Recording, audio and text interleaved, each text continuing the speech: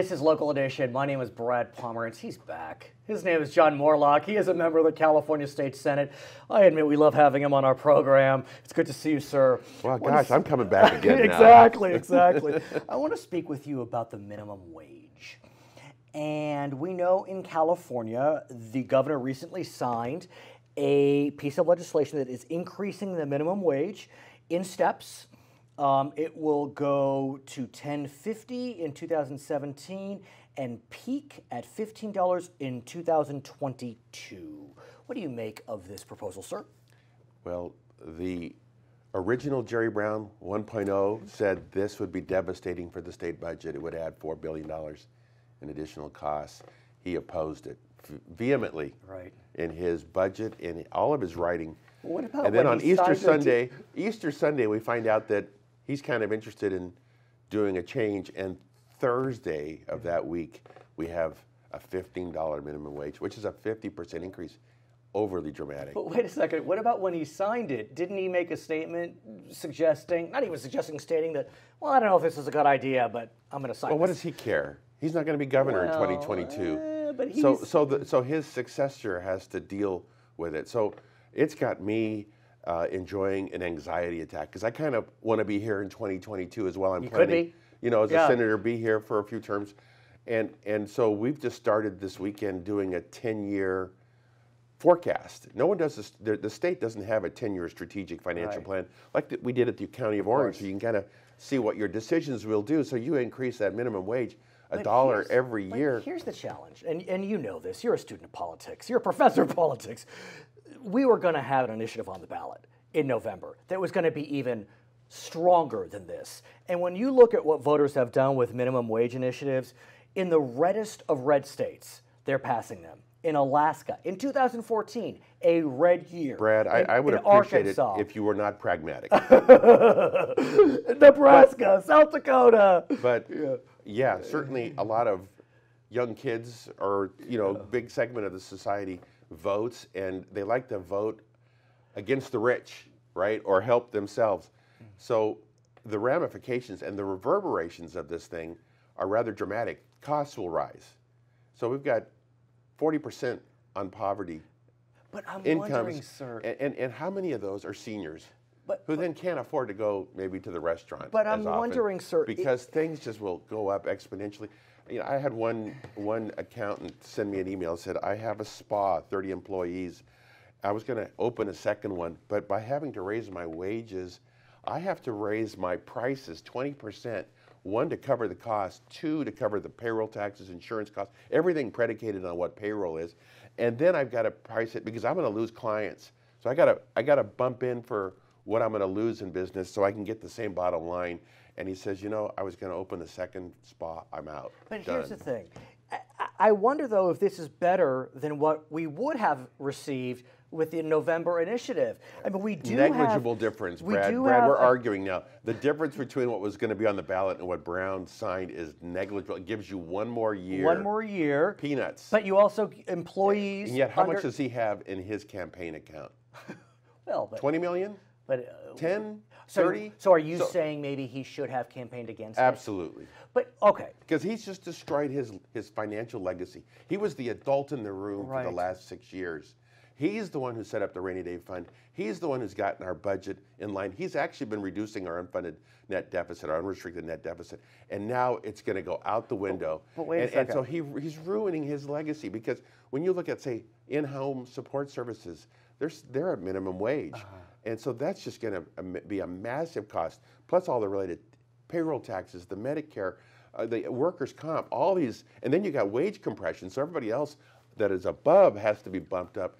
So we're talking serious dollars, serious deficits coming up on the horizon. I must ask you, predicting. though. No, I must ask you, though. We do have a presumptive Republican nominee named Donald Trump, and he recently called for an increase in the minimum wage. I mean, he recently said that he doesn't know anyone could live, I think he said, on $15 an hour, if not what the minimum wage is today. I mean, these are crazy times. Yeah, but we're not talking about people that need to live on a minimum wage. I mean, one group is, but I'm not. I mean, I'm talking about high school students that are coming into entry-level jobs. You're going to see so much automation at the McDonald's already in So Europe. this brings up an excellent point. You bring up a very key point, although I do want to go back to Mr. Trump. In the state of Oregon, a pretty blue state, what they did is they created a scenario whereby there was a tiered system for their increase in minimum wage. So in Portland, their largest market was the highest amount. In their mid-sized markets, it went down a bit. And in their rural areas, it went down even further. And so... It sounds like they didn't take 4 days to figure that out. It sounds like they didn't. And so what do you think about kind of... Look, I don't know if this can be undone, if that's your goal, tiering our minimum wage. I think that would be a good first step, because our rural areas are going to have a difficult time with this. Another challenge that we see with regard to this minimum wage is the inflation kickers. And another problem is, you cite Oregon, but Seattle. What has happened to Seattle? They have a high minimum wage. What's happened to Seattle since it was implemented? I don't know the answer, sir. I don't know. The number They're of at $15 individuals starting in working 2017. in food-related, restaurant-related industries has declined since the minimum wage. So at the end of the day, are we helping people, or are we hurting them by having higher unemployment? You bring up a good point, which is restaurants. That is the industry that seems to be, I'll say, according to certain economists, at greatest risk with the minimum wage increase. And so is there anything that can be done to address that specific industry? I don't know, but I do know this as a CPA who had the privilege of having clients that ran restaurants.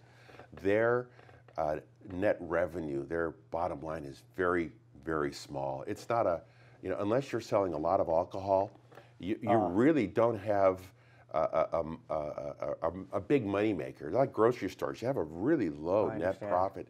So when you take the biggest expense, which is staffing and payroll, and increase it 50%, you're going to wipe out that small margin of profit, and you're going to start creating deficits. And it's like, well, what then has to rise? The price of foods, the price of meals. So then what does that do to those that are on a fixed income? Because Social Security recipients aren't going to see a 50% increase in their Social Security benefits.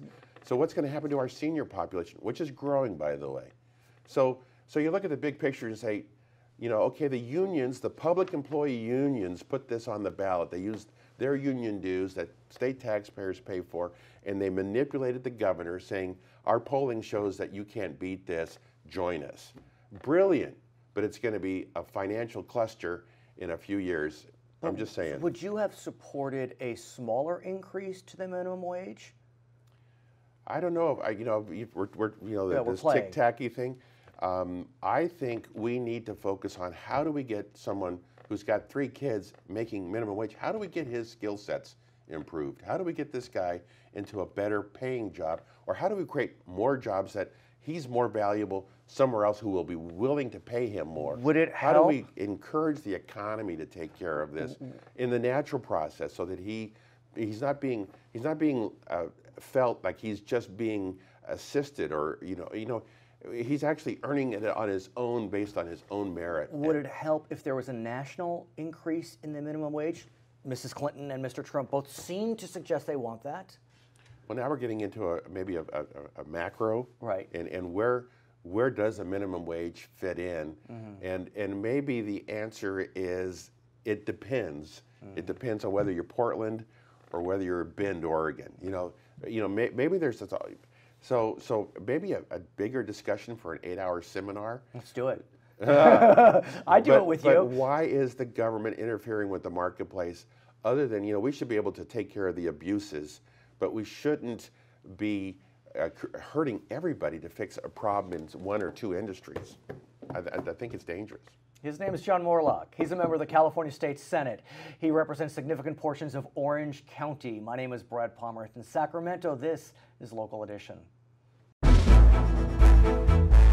It's Local Edition. Brad Pomerance here in Sacramento, joined by Ling Chang. She is a member of the California State Assembly, a candidate for the California State Senate, has been in the news a lot lately as a result of a bill she is co-sponsoring with Cristina Garcia. It's known as a no tax on tampons. Boy, you've been all over the national media on this, Ms. Chang. Yes. No, it's been really exciting. And how this came about. Yeah, how did this come about? That's what I want to know. How did this come to you? So it came about when actually both of us had the same idea at the same time. Really? And the first day of session in January, I had submitted co-author requests from all of my colleagues. Okay. And she had submitted the bill already. So I didn't know she was thinking the same thing. Fantastic. But we met that afternoon. And we said, okay, we're going to do this together. So, but how great is it that you're doing it together? Because you're in the Republican caucus, Right. she's in the Democratic caucus. You both represent Southern California districts, but different types of districts, and it just kind of gives it a kind of a stamp that makes it seem more about trying to do the right thing. Right, right, absolutely. Now, did you expect though the amount of coverage that you've received? I mean. Y'all, both of you, been everywhere. Yeah, no, I did not expect that, especially that early on. Right. I mean, I think it was last week we were on the cover of Newsweek, or at least this particular issue was on the cover of Newsweek, and you know, it's gaining a lot of traction. I think what's really put a spotlight on California is the fact that you have a Democrat legislator and a Republican legislator introducing this together. Now, let me ask you. What do the guys think? I'm a guy, and I don't have a sense of what it's like to buy tampons. Yeah, so what do the guys in the legislature think? To be completely honest, so we have a ton of male co-authors. You do, okay. I mean, from the most conservative to the most liberal. Right. I mean, and you could see sign on board. conservative arguments in favor of your bill. You could see liberal arguments in favor of your bill. Absolutely, absolutely. This is where feminism and you know conservatism come together. But if you really look at the tax, it's an unjust tax. When you look at what a sales tax is supposed to mean, it's supposed to be a tax on luxury items, and this, and you know, this is not a luxury item. Menstrual products are not luxury items, and it's about time that we repeal this tax. So here's a challenge you face. This governor has been very clear that he wants to keep California's budget in order. He does not want to go back to the dark days of the last decade. And even the most popular taxing measures he has vetoed if he perceived that they could blow a hole in the deficit, or in the budget, I should say, even if it's a small hole. So this tax, if you removed it, would be about a $20 million hit to the state budget. Now, $20 million out of $100+ billion is not that much. Right. But the governor's been very queasy about these issues. Right, and I hope with the bipartisan support, the overwhelming bipartisan support, and also given how rational and logical the argument is, you know, to be completely honest, this tax should not have been in place to begin with. I was compelled when I learned that I guess there's no tax on candy? There's no tax on candy. There's no tax on Rogaine. Rogaine, There's no tax on... Which is for women now as well. Right, for other interesting products, you know. Well, what about eliminating the tax for condoms or for diapers? Yeah. Shaving products, men and women? I would love to do a comprehensive sales tax reform to kind of revisit all of these items as to whether or not they're so-called luxury items. Right. But this is the first step. Look, this affects 50% of the population. I think it's 50.8 maybe. Right. Maybe, I think there are a few more women. The point. Thank you. Exactly, a few more women than men. A little bit more women than men. Now, how is it going? I'm not clear. Have you gotten out of committees yet? I believe it was just voted out of suspense from Rev and Tax, and it'll be going to appropriations next. You're gaining traction, any no votes? I'd be afraid to Nope. vote no. No, not at all. My wife would kill me if I voted no on this. And again, there's a long list of co-authors from both sides of the aisle, both men and women. And, you know, frankly, I keep telling the men, because some people would comment on my social media, well, does so-and-so buy tampons? And I would say, well, you know what? This is, you're removing a tax essentially from families. I mean, your husbands have to go out and buy these products, I right? have bought these products for my wife before. That's wonderful. I have. What a great husband. Well, I appreciate you saying that. I want to shift gears a bit, if I may. Not the most easy transition, but let's do it anyways, and move to another bill that you have pending. And it deals with STEM, not STEAM, STEM.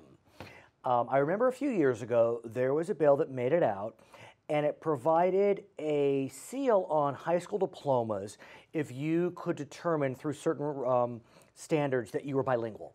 Right. You're looking to do something similar for STEM, science, technology, engineering, and math. Right. Tell me about it. So basically, it just passed unanimously through the Education Committee, and it is to establish a seal for those who are proficient in science, technology, engineering, and math. Folks have asked about, the A aspect, STEAM, but I would like to say that, with technology, if you look at the creation of apps, it requires creativity. So, under technology, the A can also fall under there. And the standards are pretty serious. What you are requiring, as I understand it, you need to take math and science all 4 years. Even the UCs, I don't think, require that, or CSU. Prove proficiency with certain GPA and test scores. Right. Now, how will it be determined what the GPA and test scores? Do you need to put that in legislation, or is that for later determination? Yes, so it's a 3.0. So we had been negotiating with the Education Committee and going back and forth on it. And again, it speaks to bipartisan. You have Assemblyman Ed Chow, who's a Democrat on this bill. Assemblywoman Baker, a Republican. You're a Republican, so it looks like you're trying to get getting Assemblyman bipartisan support. And it was really, I mean, I worked with Chair O'Donnell, on this bill. Democrat? Yeah, Democrat, to make sure that I can get this passed out of committee. And, we worked through the criteria.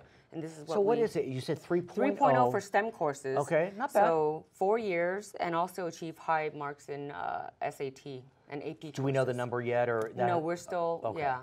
So how's it going? How's this bill going? Because it does seem like like the bilateral or the bilingual seal, it could really be of benefit as you go out into the job market. Right, absolutely, and that's what we're hoping, and that's what some of the comments in committee had focused on, which is, hey, if this is an incentive for kids to focus on science, technology, engineering, and math, then why not? Now, I understand this type of seal is provided in Virginia and Arizona.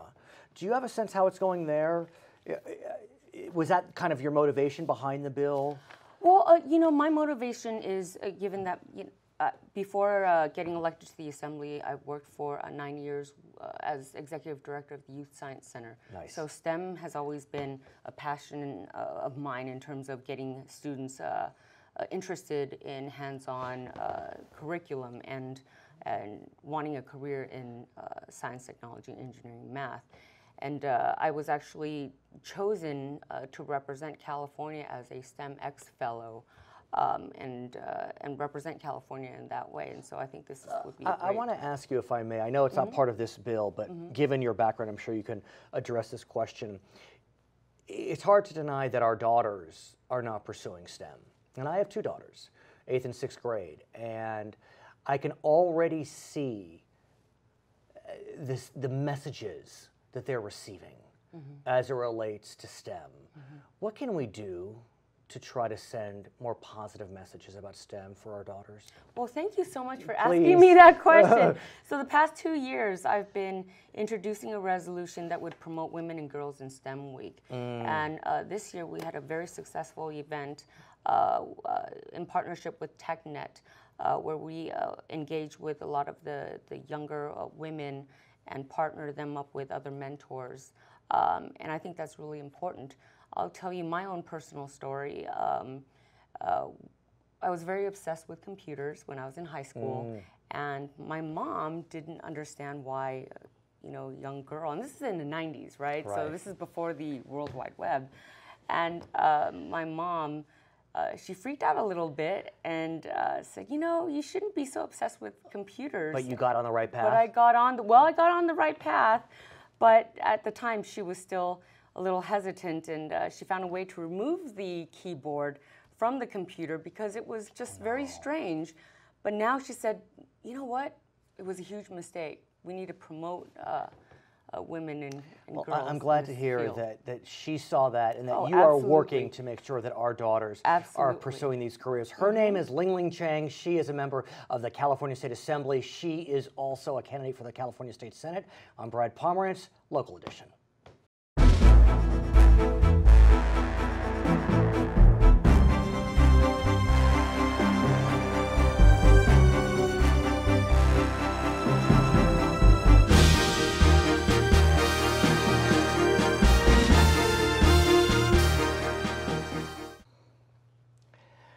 This is Local Edition. I'm Brad Pomerance in Sacramento, joined today by Brian Jones. He is a member of the California State Assembly.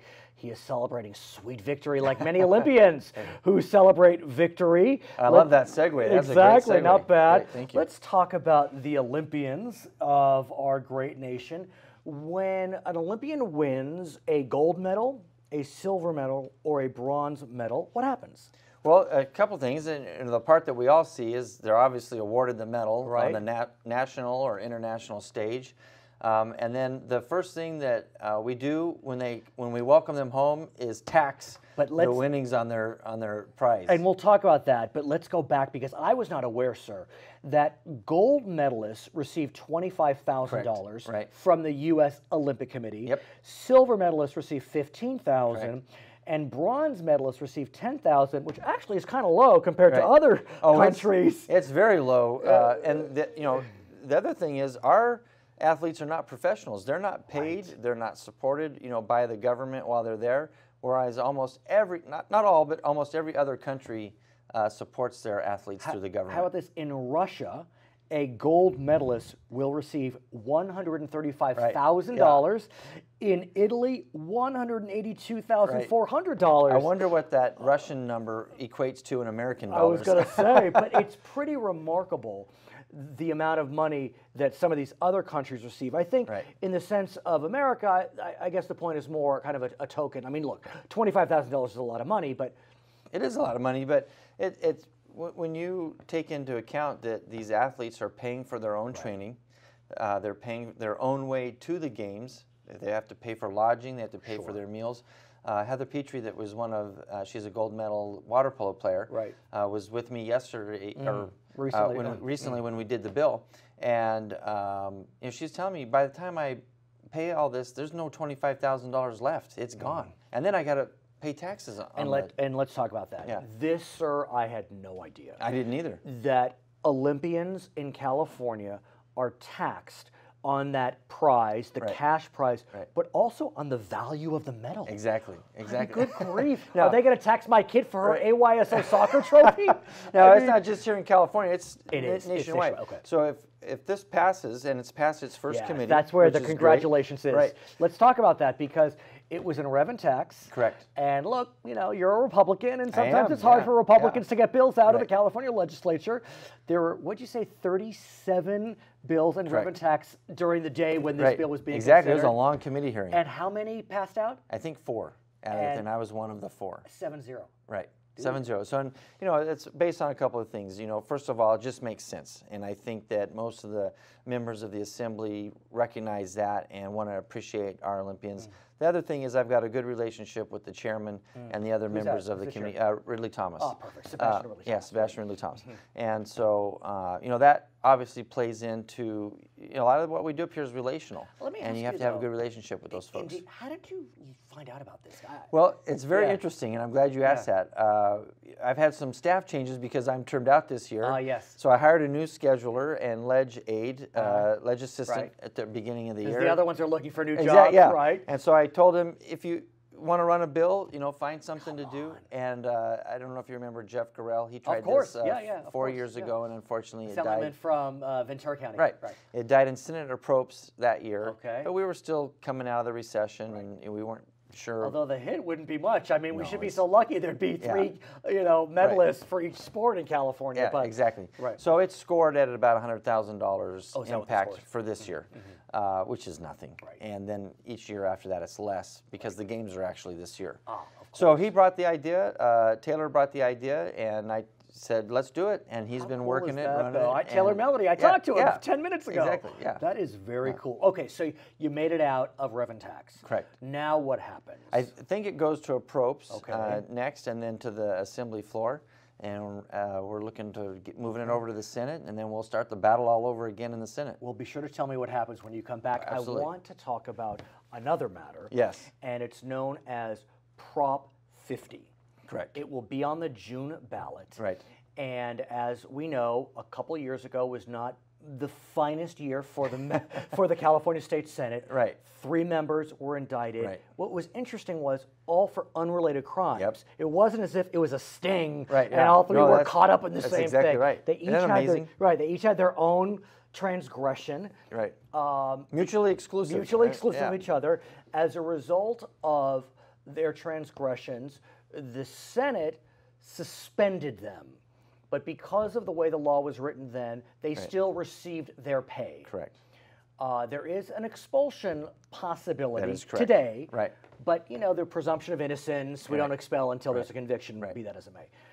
Prop 50 is looking to change that. Correct. What Prop 50 would do is it would allow suspension as well as suspension without pay, correct? Correct. But you and Senator Anderson, both San Diegans through and through, wrote the opposition. Right. I read it in Good. my pamphlet. Yeah. I was a little surprised only because, I don't know, got like 4 or 5 no votes in the legislature, and y'all were one of them. But why are you opposed to Prop 50? Well, look, what happened to those 3 senators should not happen in any state, and any elected official, if convicted, they ought to pay the full price of the penalty, and they are. Right. In the process, though, it's a smoke and mirrors thing. I mean, That's what Joel said. This is one. To be quite frank with you, is one party's problem. They were all Democrats. Yeah, and but they could be Republicans in the future. They could be, but in this situation, they weren't. Right.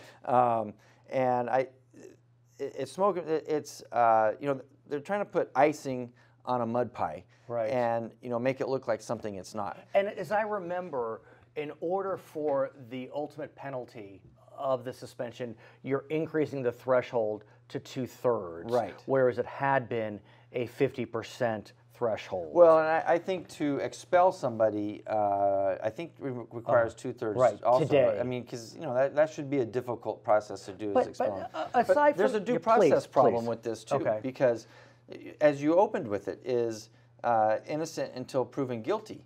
Well, this assumes guilt before they're convicted. My contention is you go through the court hearings, go through the indictment, if you're going to choose a trial, go through the trial. If you're innocent or not guilty at the end of that process, then you should not have lost your pay in the process. But what should happen in the interim? I mean, let's say someone's charged. I mean, look, we'll talk about Senator Rod Wright. Rod Wright was convicted of essentially perjury on his voter registration, saying he lived outside of the district. Right. Similar case in LA County with Richard Alarcon. That conviction got overturned. Correct. So Mr. Wright's conviction could be overturned. Right. So it could be overturned, and I think I'm going to stick by my comments. As soon as that conviction is final, they should be expelled. But what about, not suspended, expelled. But what about while the case is pending? Should they still serve? Well, I think that was a unique situation that when there was 3 of them, so obviously it raised to the to that level of attention. If you got one person, 2 people, I think they ought to be able to serve. Because here's the risk we run now with the suspension program, and it's not going to happen while I'm here, I don't think, but down the road, you get a political force that picks on one senator or one assembly member and puts them under, it can happen. Get a DA or an attorney general that finds a way to put them under indictment. Right. Now the House and the Senate have the ability to suspend them without due process. I also understand some of the concerns is that if there is a suspension without an expulsion, there may not be an election for 2-3 years. Right. And so that district would wind up receiving no representation, exactly. and nothing can be done. And that's a big problem. Because really, a small portion of our job is what we actually do here in the Capitol. Right. A big portion of our job is what we do in the districts for our constituents that are having trouble getting through to EDD or DMV or whatever 3-letter acronym there is out there. They need our help to get in. He's Brian Jones, member of the California State Assembly. I'm Brad Pomerance in Sacramento, local edition.